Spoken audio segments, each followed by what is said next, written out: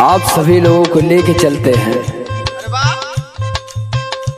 जिस समय श्री कृष्ण भगवान पैदा हुए, कंस मामा डिप्रेशन में चले गए। वहां अद्भुत नजारा हो गया।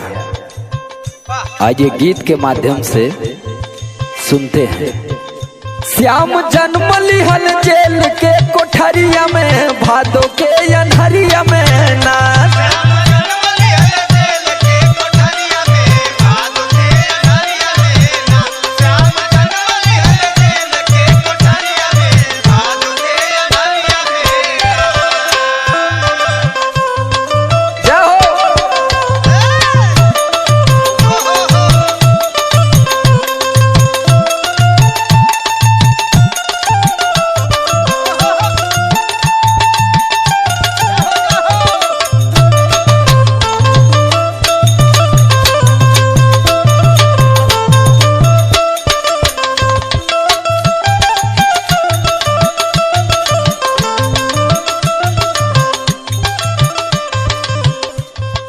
और घनघोर बादल छा गए। देखिए क्या होता है। भादो माह के अनहार तिथि अष्टमी बुधवार,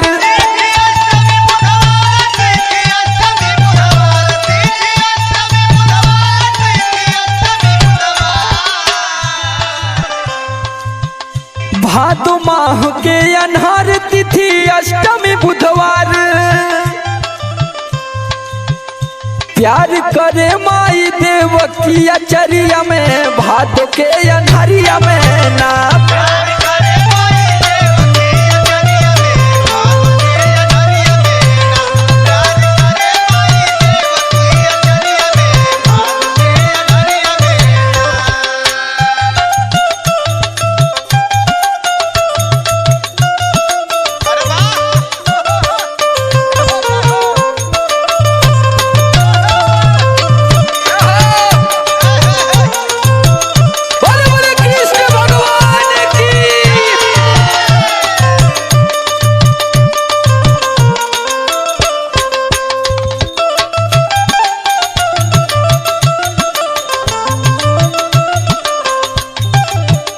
जिस समय कृष्ण भगवान का जन्म होता है, जेल के दरवाजे ऑटोमेटिक खुल जाते हैं। वासुदेव जी की हथकड़ियां टूट जाती हैं और वासुदेव जी लेके चलते हैं श्री कृष्ण भगवान को। आगे क्या होता है आइए सुनते हैं। वासुदेव सूप में उठाए बाहर जेलवा के लाए,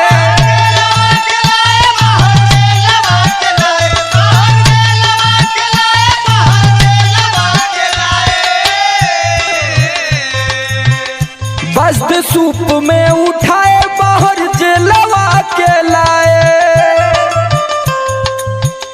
द्वारपाल सब सो गए निदरिया में, भादो के अनहरिया में ना।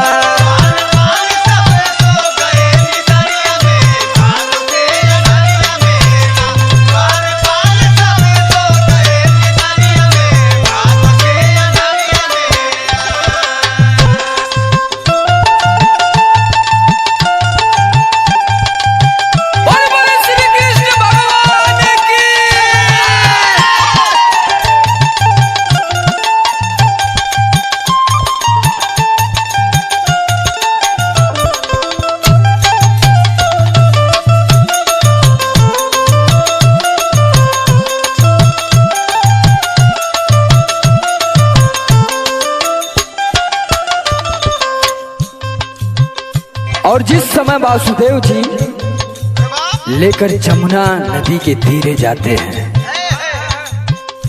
जैसे धीरे धीरे उनके कदम बढ़ते हैं, जमुना जी बढ़ती जाती हैं और नभ में बिजलियां चमकने लगती हैं।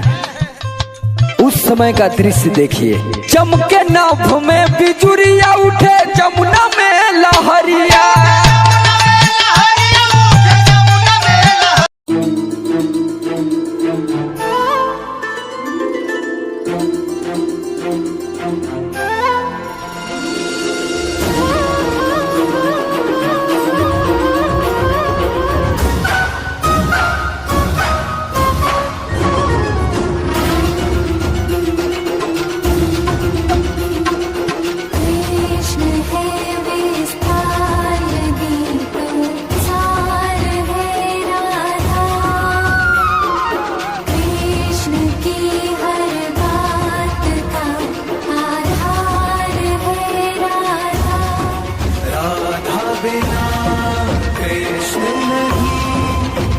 कृष्ण